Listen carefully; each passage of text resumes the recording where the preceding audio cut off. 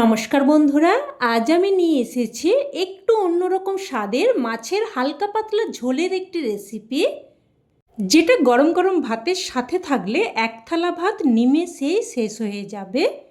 আর এই রান্নাটা কিন্তু পেঁয়াজ রসুন ছাড়াই একদম অল্প তেল মশলায় তৈরি করব। তবে এই রান্নাতে এমন কিছু মশলা ব্যবহার করব যার জন্য এই রান্না একদম স্বাদে গন্ধে ভরপুর হয়ে উঠবে। তো চলুন তাহলে দেরি না করে রান্না শুরু করা যাক। তো প্রথমেই আমি এখানে দেখুন 5 পিস মতো রুই মাছ নিয়েছি। তবে আপনারা কিন্তু এই রান্নাটা যে কোনো মাছ দিয়ে করতে পারেন। তো মাছগুলোকে ভালোভাবে ধুয়ে তারপর জলটাকে কিন্তু একদম ভালোভাবে ঝরিয়ে নিয়েছি। তারপর এখানে দেখুন পরিমাণ মতো লবণ আর হলুদ গুঁড়ো দিয়ে ভালোভাবে মিশিয়ে নিলাম। লবণ আর হলুদ গুঁড়োটা ভালোভাবে মিশিয়ে নিয়ে এবার মাছগুলোকে কিন্তু এইভাবে প্রায় 10 থেকে 15 মিনিট মতো রেখে দেব। তো প্রায় 10-15 মিনিট পর আমি রান্না শুরু করছি। তো গ্যাস অন করে কড়াই বসিয়ে এখানে দিয়ে দিয়েছি 3 থেকে 4 চামচ মতো সর্ষের তেল। তেলটাকে খুব ভালোভাবে গরম করে নিয়ে, যাকে বলে একদম ধোঁয়া ওঠা গরম করে নিয়ে তারপর এখানে মাছগুলো একে একে দিয়ে দিচ্ছি। এবার মিডিয়াম ফ্লেমে উল্টে পাল্টে মাছগুলোকে লাল করে ভেজে নেব। তো দেখুন মাছগুলোকে উল্টে পাল্টে একদম লাল করে সুন্দর করে ভেজে নিয়েছি। এবার মাছগুলোকে একে একে উঠিয়ে নিচ্ছে। উঠিয়ে নিয়ে এবার ওই তেলের মধ্যে দিয়ে দিচ্ছে বেগুন। এখানে আমি একটা বেশ বড় সাইজের বেগুনের অর্ধেক বেগুনকে দেখুন এইরকম লম্বা মতো টুকরো করে কেটে নিয়েছি। এবার এই বেগুনের মধ্যে দিয়ে দিচ্ছি অল্প একটু লবণ আর অল্প একটু হলুদ গুঁড়ো। লবণ আর হলুদ গুঁড়োটা দিয়ে ভালোভাবে মিশিয়ে নেব। মিশিয়ে নিয়ে এবার উল্টে পাল্টে বেগুনগুলোকে লাল করে ভেজে নেব। তো দেখুন উল্টে পাল্টে বেগুনগুলোকে মিডিয়াম টু হাই ফ্লেমে লাল করে ভেজে নিয়েছি। তো বেগুনগুলো উঠিয়ে নিচ্ছি। তেল ভালোভাবে বেগুন থেকে ঝরিয়ে নিয়ে তারপর উঠিয়ে নিয়েছি। এবার ওই তেলের মধ্যে দিয়ে দিলাম হাফ চামচ মতো 5 ফোড়ন আর 2টো শুকনো লঙ্কা। ফোড়নটাকে নাড়াচাড়া করে কয়েক সেকেন্ড ভেজে নেব। ফোড়নটা ভেজে নিয়ে এবার এখানে দিয়ে দিচ্ছি আলু। আলুগুলোকে নাড়াচাড়া করে একটু মিশিয়ে নিয়ে এবার এখানে দিয়ে দিচ্ছি বেশ কয়েকটা কাঁচা লঙ্কা। আর এখানে কাঁচা লঙ্কার পরিমাণটা কিন্তু অবশ্যই আপনারা আপনাদের স্বাদ অনুযায়ী দিয়ে দেবেন। তবে এই ঝোলের ঝালটা কিন্তু পুরো কাঁচা লঙ্কা দিয়েই হবে। তো দেখুন লঙ্কাগুলোকে কিন্তু এইভাবে আমি একটু করে ভেঙে দিয়েছি। একেবারে মাঝখান বরাবর 2 টুকরো করে চিড়ে দিইনি। আর এতে করে কি সুবিধা হবে, মাছের ঝোলের মধ্যে কাঁচা লঙ্কার ফ্লেভারটা অনেক বেশি করে আসবে, অথচ অতিরিক্ত ঝাল হয়ে যাবে না। তো এবার ওইদিকে ঢাকনা দিয়ে আলুগুলোকে প্রায় 2 থেকে 3 মিনিট মতো ভেজে নেব। আর এই সময় আমি একটা মশলা তৈরি করে নিলাম। মিক্সিং জারের মধ্যে কয়েক টুকরো আদা, প্রায় হাফ ইঞ্চি মতো, আর একটা বেশ বড় সাইজের টমেটোকে দেখুন মিহি করে পেস্ট করে নিয়েছি। এবার এদিকে ঢাকনা দিয়ে প্রায় 2-3 মিনিট মতো আলুগুলোকে ভেজে নিয়েছি। আর কাঁচা লঙ্কাগুলোও কিন্তু সুন্দর করে ভাজা হয়ে গেছে। তো একটু নাড়াচাড়া করে মিশিয়ে নিয়ে এবার এখানে তৈরি করে রাখা মশলার পেস্ট দিয়ে দিচ্ছি।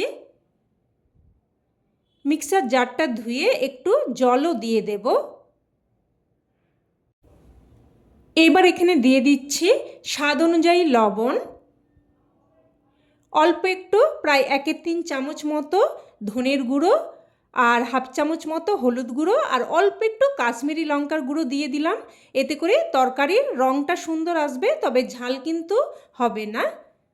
তো সব কিছু ভালোভাবে মিশিয়ে নিয়ে এবার একটা ঢাকনা দিয়ে মশলাটাকে সুন্দর করে কষিয়ে নেব। তো ঢাকনা দিয়ে দিয়ে মশলাটাকে দেখুন একদম সুন্দরভাবে কষিয়ে নিয়েছি। মশলা থেকে একদম তেল সেপারেট হয়ে গেছে। আর এইভাবে কিন্তু খুব সুন্দর করে কষিয়ে নিতে হবে, তাতে করে তরকারির স্বাদ ও রং দুই কিন্তু ভালো হবে। এবার এখানে ঝোলের জন্য দিয়ে দিচ্ছি গরম জল। আর এখানে কিন্তু পাতলা ঝোল হবে, তাই কিন্তু আমি বেশ খানিকটা জল দিয়ে দিলাম। তো সব কিছু মিশিয়ে নিলাম। এবার আমার এখানে লবণটা একটু কম মনে হচ্ছে, তাই আমি এখানে সামান্য একটু লবণ দিয়ে দিচ্ছি। লবণটা দিয়ে ভালোভাবে মিশিয়ে নিয়ে এবার হাই ফ্লেমে প্রথমে ঝোলটাকে ফুটতে দেব। বন্ধুরা, আপনারা তো অনেক রকমভাবেই মাছের ঝোল রান্না করে খান, তবে একবার এইভাবে আমার মতো করে বানিয়ে দেখবেন, খেতে এতটাই টেস্টি হয়, আমি কথা দিচ্ছি। আপনারা কিন্তু একবার বানিয়ে খেলে বারবার এইভাবে বানাবেন।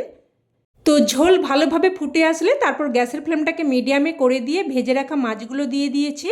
আর এখানে দিয়ে দিলাম 3টে গোটা কাঁচা লঙ্কা। আর এই লঙ্কাগুলো ঝোলের সাথে সেদ্ধ হয়ে খেতে দারুণ টেস্টি হয়ে যাবে, আর ভাতের সাথে মেখে খেতে কিন্তু দারুণ লাগবে। তো এবার ওদিকে ঝোলটাকে কিন্তু মিডিয়াম ফ্লেমে প্রায় 6 থেকে 7 মিনিট মতো ফুটিয়ে নেব। আর এই সময় আমি একটা স্পেশাল মশলা তৈরি করে নিচ্ছি। তো অন্যদিকে গ্যাস ওভেনে একটা তড়কা প্যান বসিয়ে দিয়ে দিয়েছি 1 চামচ মতো গোটা জিরে আর হাফ চামচ মতো 5 ফোড়ন। এবার মশলাটাকে নাড়াচাড়া করে দেখুন হালকা করে ভেজে নিচ্ছি।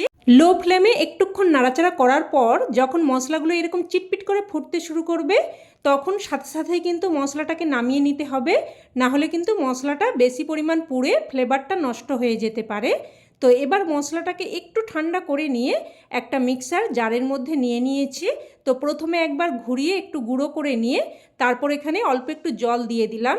এবার আবারও একবার ঘুরিয়ে ভালোভাবে মিহি করে পেস্ট বানিয়ে নেব। আর আপনারা চাইলে কিন্তু মশলাটা শিলেতে করেও বেটে নিতে পারেন। তো দেখুন একদম মিহি একটা পেস্ট বানিয়ে নিয়েছি। এবার এদিকে প্রায় 6 থেকে 7 মিনিট মতো ঝোলটাকে ফুটিয়ে নিয়েছি। আর দেখুন আলু কিন্তু একদম ভালোভাবে সেদ্ধ হয়ে গেছে। দেখুন একটা কেটে দেখিয়ে দিলাম। এবার এখানে ভেজে রাখা বেগুনগুলো দিয়ে দিলাম। বেগুনগুলো দিয়ে হালকা করে নাড়াচাড়া করে মিশিয়ে নেব। তো হালকা একটু মিশিয়ে নিয়ে এবার এখানে ভাজা মশলার পেস্ট দিয়ে দেব। আর এই মশলাই কিন্তু এই রান্নার স্বাদে একদম অন্য মাত্রা এনে দেবে, একদম স্বাদে গন্ধে ভরপুর করে তুলবে। আর এই মশলা দেওয়ার সাথে সাথেই কিন্তু মাছের ঝোল থেকে একটা দারুণ সুগন্ধ বেরোতে শুরু করেছে। আপনারা যখন রান্নাটা করবেন এটা ফিল করতে পারবেন। তো মশলাটা দিয়ে ভালোভাবে মিশিয়ে নিয়ে এবার একটা ঢাকনা দিয়ে জাস্ট 2 মিনিট মতো রান্না করে নিয়েছি। খুব বেশিক্ষণ না, মশলাটা দিয়ে জাস্ট 2 মিনিট মতো রান্না করে নিলেই চলবে। আর দেখুন ঝোলের ঘনত্বটা ঠিক কিন্তু এই রকম হবে, একদম হালকা পাতলা স্বাদে সুগন্ধে ভরপুর মাছের ঝোল একদম তৈরি। এবার এটা গরম গরম ভাতের সাথে পরিবেশন করুন, খেতে কিন্তু এক কথায় জাস্ট ফাটাফাটি লাগে। অবশ্যই এইভাবে একবার বানিয়ে দেখবেন, না হলে কিন্তু এর স্বাদ আপনারা উপলব্ধি করতে পারবেন না। তো রেসিপি কেমন লাগলো অবশ্যই কমেন্টে জানাবেন, আর ভালো লেগে থাকলে প্লিজ একটা লাইক দিয়ে দেবেন, আর চাইলে অন্যান্যদের সাথে শেয়ারও করতে পারেন। আর চ্যানেলের নতুন বন্ধু হয়ে থাকলে চ্যানেলটিকে অবশ্যই করে সাবস্ক্রাইব করে নেবেন। আজ তাহলে এই অবধি, আবারও অন্য কোনো রেসিপিতে দেখা হবে। ততক্ষণে ভালো থাকবেন, সুস্থ থাকবেন। ধন্যবাদ।